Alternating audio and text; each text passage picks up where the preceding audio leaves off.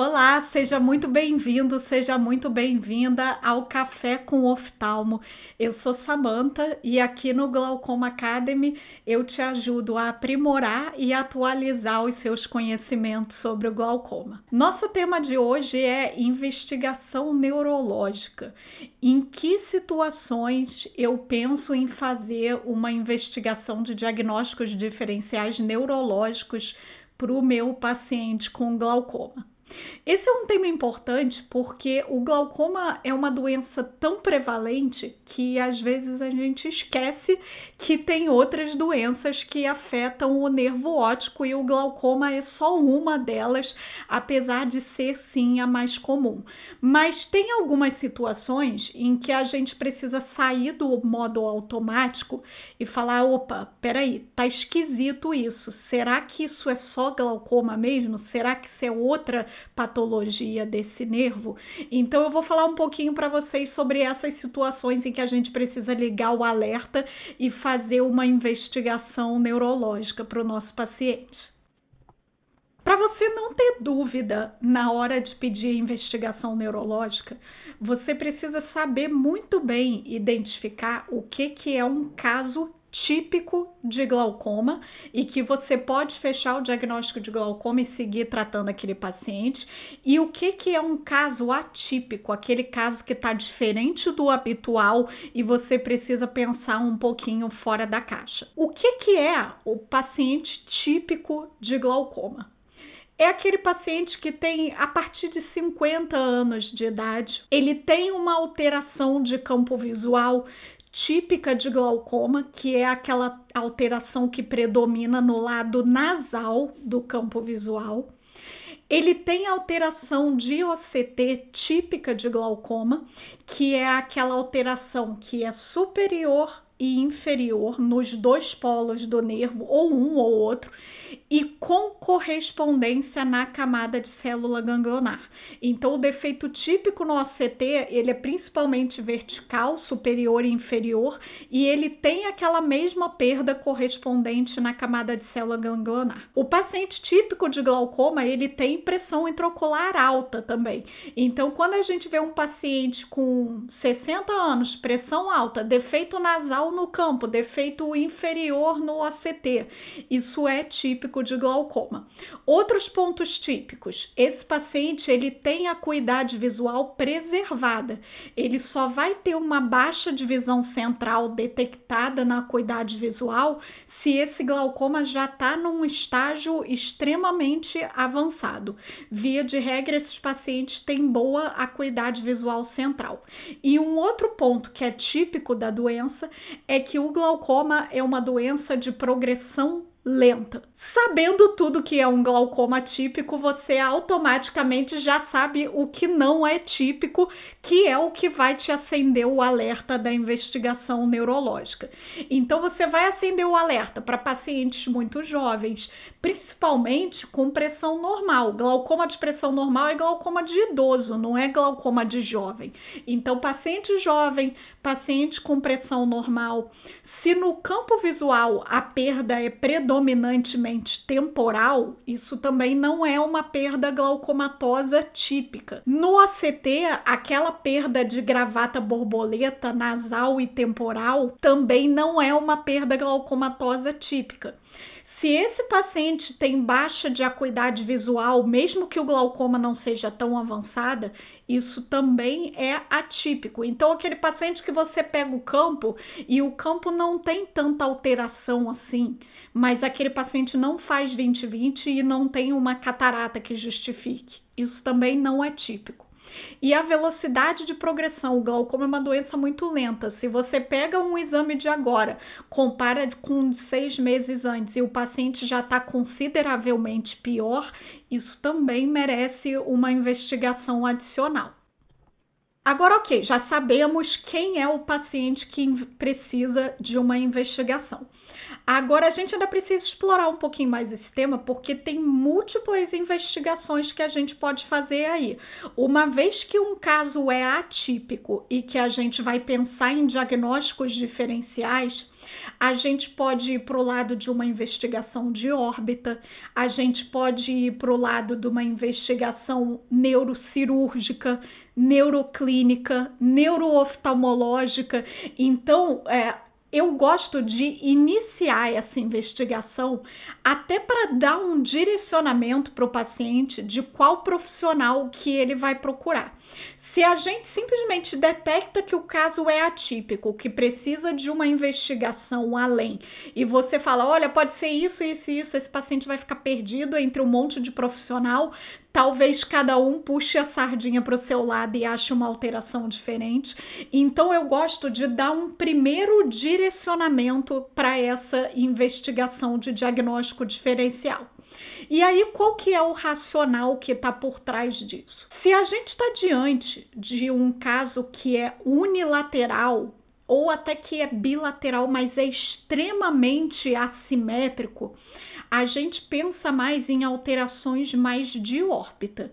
Então, você poderia direcionar esse paciente para fazer uma tomografia e aí, dependendo do que você encontrar, você vai ver para qual profissional que você vai encaminhar esse paciente. Se você está diante de um caso que tem um predomínio de alteração temporal de campo visual, a gente pensa mais em alguma coisa relacionada a quiasma. E aí o que você pode fazer é uma ressonância de crânio e vias ópticas contrastada. E aí, dependendo do que você encontrar, você vai encaminhar para um neurocirurgião. Se você está diante de outro tipo de quadro atípico, por exemplo, vamos supor que você tem no OCT uma perda em gravata borboleta, aquela perda nasal e temporal, isso puxa um pouco mais o raciocínio para aqueles quadros neurooftalmológicos de neuropatias hereditárias, neuropatias carenciais. Então, quando eu vejo aquela gravata borboleta no OCT, eu já penso mais em mandar para um neurooftalmologista. Ou então, se a gente está diante de um quadro que a gente pensa que pode ser desmielinizante, por exemplo, uma paciente jovem com pressão normal, uma coisa que sugere doença desmielinizante é quando o campo visual e o OCT não conversam bem. Por exemplo, você tem um campo horroroso com um OCT bom, ou então o contrário, você tem um campo muito bom com OCTs horríveis. Isso pode sugerir, isso pode ser uma dica de doença desmielinizante, aí a ressonância também te ajuda. A ressonância é um dos exames que mais tira a dúvida, porque na dúvida, se você não souber muito bem como investigar, eu começaria pela ressonância, porque se for alguma coisa de órbita, a ressonância não é o melhor exame, mas ela vai te dar indícios. Se for alguma coisa de quiasma, você vai encontrar. Se for alguma coisa desmielinizante, alguma coisa inflamatória, uma neurite, você vai encontrar também. Então, na dúvida, a ressonância é um bom primeiro exame para você pedir. E aí a gente solicita como ressonância de crânio e vias ópticas com contraste. E aí, quando você pegar aquele resultado, você vai ver para qual profissional que você vai direcionar. Eu acho muito importante a gente dar esse primeiro direcionamento para o paciente. Se você só vê que precisa investigar um diagnóstico diferencial, mas você nem consegue começar essa investigação, o paciente fica muito perdido pulando de um profissional para o outro e isso atrasa muito esse diagnóstico. Agora, eu vou só citar alguns exemplos de casos que eu já tive de diagnósticos diferenciais para vocês terem uma noção de como é isso no dia a dia, do que a gente pode encontrar. E um ponto importante é que o fato de a pressão ser alta não descarta outras situações. Eu assisti uma aula, eu não vou me lembrar o nome do neurooftalmologista, era um neurooftalmo gringo que estava dando uma aula num congresso e ele estava dando uma bronca nos especialistas em glaucoma, porque a gente esquece que o glaucoma é uma patologia muito comum. Então, o fato da pressão ser alta não quer dizer que está certo que aquilo é glaucoma, porque o paciente pode ter duas doenças ao mesmo tempo. E apesar de parecer muito estranho, eu tenho casos assim. Eu tenho caso de paciente com tumor de hipófise e glaucoma, Eu também já tive um caso de um paciente que era uma sinusite com extensão para a órbita e glaucoma também. Os pacientes tinham as duas patologias. Então, não fica acomodado de que a pressão está alta, só pode ser glaucoma, não, porque às vezes o paciente tem as duas patologias, tá? Então, voltando um pouco para casos do dia a dia que eu já tive. Tumor de hipófise, olha, gente, eu já perdi a conta de quantos tumores de hipófise eu já peguei e que chegaram encaminhados para mim, me procurando como diagnóstico de glaucoma. Mas teve um caso em especial que me marcou muito, que foi exatamente essa situação que eu falei. A paciente tinha um tumor e tinha glaucoma também. Como é que foi essa história? Essa paciente, ela me procurou com um diagnóstico de glaucoma de ângulo fechado. Eu examinei ela, eu fiz a gonioscopia, ela realmente tinha ângulo fechado, a pressão estava controlada, mas ela já chegou em mim tratada com colírio já. Tinha um ângulo fechado realmente e a conduta que eu optei para ela foi de uma iridotomia. Essa paciente fez a iridotomia, seguiu em tratamento comigo. O campo visual dela tinha uma alteração que não era muito típica. Ela tinha um escotoma paracentral, que é uma alteração meio genérica, porque um monte de coisa diferente pode causar esse tipo de escotoma, inclusive glaucoma. Eu segui acompanhando essa paciente, mas ao longo do acompanhamento teve uma coisa que me chamou a atenção. Essa paciente estava piorando a acuidade visual central e eu não estava encontrando nada no exame dela que justificasse, porque o glaucoma dela estava com pressões dentro do alvo terapêutico e não era um glaucoma avançado que justificasse uma baixa acuidade visual. Ela só tinha um escotoma paracentral, era um glaucoma, em teoria, em estágio moderado e que estava controlado. Ela não tinha uma catarata que justificasse, até por isso eu optei pela irido, porque era uma paciente jovem, assim, na faixa de uns 50 anos, e até por isso eu optei pela irido, porque ela não tinha uma opacidade de cristalino que me fizesse pensar logo de cara na faco, apesar de que a faco é uma ótima opção de tratamento para glaucoma de ângulo fechado, mesmo em cristalino transparente. Mas essa paciente não tinha nada que justificasse que a acuidade visual dela vinha piorando, e vinha piorando consistentemente, até que uma hora ela chegou para mim e ela estava 20/50. E essa em um dos olhos só, o outro olho fazia 20/20 normal, sem queixas. E essa piora estava sendo rápida, porque eu estava acompanhando essa paciente, como eu não estava encontrando explicação para aquela piora de visão, eu estava acompanhando essa paciente meio que de 2 em 2 meses, num intervalo mais curto do que o habitual. E a cada vez que eu via ela estava com a acuidade visual pior, até que chegou uma hora que eu dei um basta e resolvi fazer uma ressonância, e ela tinha um tumor de hipófise com compressão do nervo óptico, que foi detectado extremamente inicial. Ela não tinha uma perda de campo considerável.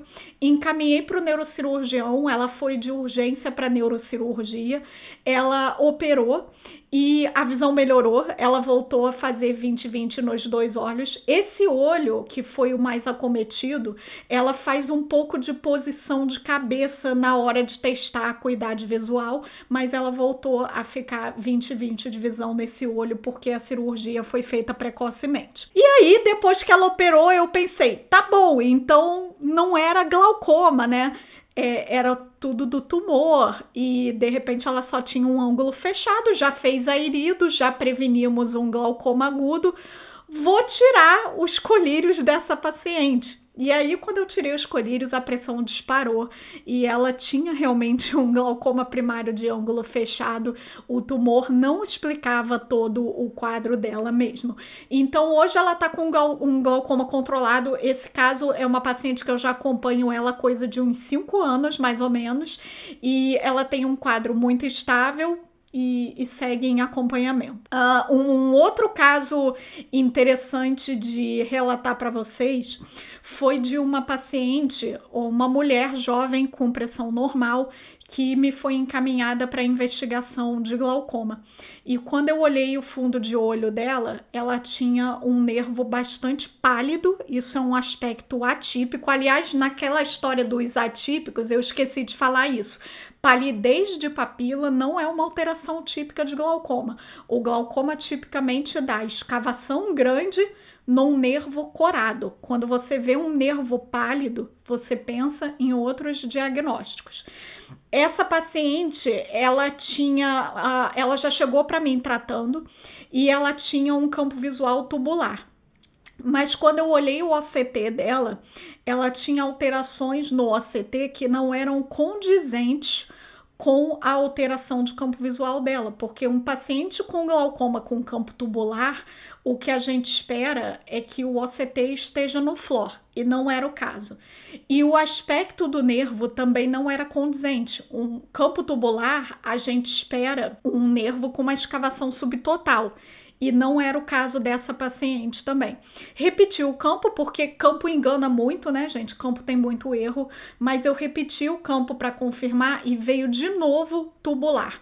Eu achei aquilo muito estranho, pedi uma ressonância e essa paciente tinha uma série de achados de desmielinização.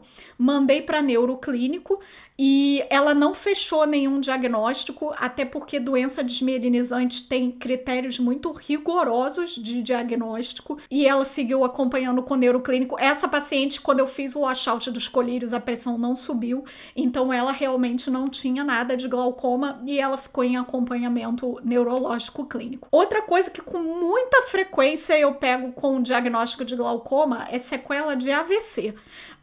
Recente peguei pelo SUS um paciente que foi para investigação de glaucoma com uma história de já ter tido um AVC antes e que a visão só piorou depois do AVC, e no campo visual era uma himenopsia homônima, então também tirei colírio, pressão não subiu e agora essa paciente vai ficar só em acompanhamento. É claro que você não vai dar alta para esses pacientes, tem que seguir acompanhando, mas é uma sequela de AVC e não tem nada que sugira glaucoma, pressão normal sem colírios. Eu quis só trazer alguns exemplos de dia a dia, mas a gente encontra uns diagnósticos diferenciais esquisitos por aí, viu?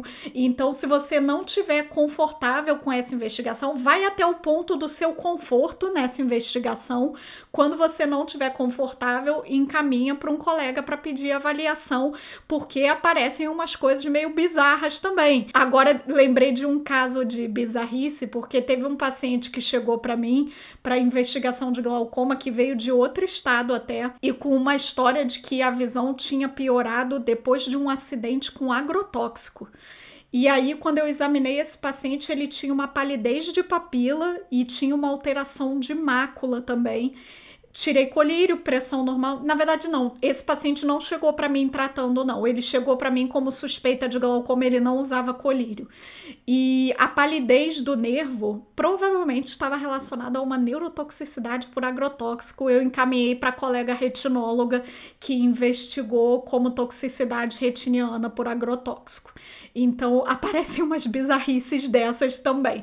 Mas quando você tem a segurança de saber assim, opa, isso não tá com cara de glaucoma, isso já é um primeiro passo gigante para você dar uma orientação para esse paciente. Se você souber minimamente conduzir esse iniciozinho da investigação para já saber para qual profissional encaminhar, melhor ainda. Outra coisa, às vezes uma uveíte também pode confundir bastante. Então, eu falei de encaminhar para a investigação dos colegas de órbita, de neuroclínica, neurocirúrgica, mas os colegas de uveíte às vezes também recebem os nossos casos, porque eu também já tive alguns casos que eram neuroretinites e que estavam vindo como suspeita de glaucoma. Então, a galera da uveíte também, quando você está na dúvida do que investigar, de repente vale a pena uma investigação de uveíte também para esses casos. Talvez eu tenha mais confundido do que ajudado vocês com tantas opções diferentes de diagnósticos diferenciais, mas eu espero que esse vídeo tenha te ajudado a aprimorar e atualizar seus conhecimentos sobre o glaucoma. E se você sente que está na hora de dar um próximo passo comigo, você vai encontrar aqui embaixo na descrição desse vídeo o link para você se inscrever no meu curso, que é o Glaucoma do Básico à Prática. A gente se vê na semana que vem. Beijo!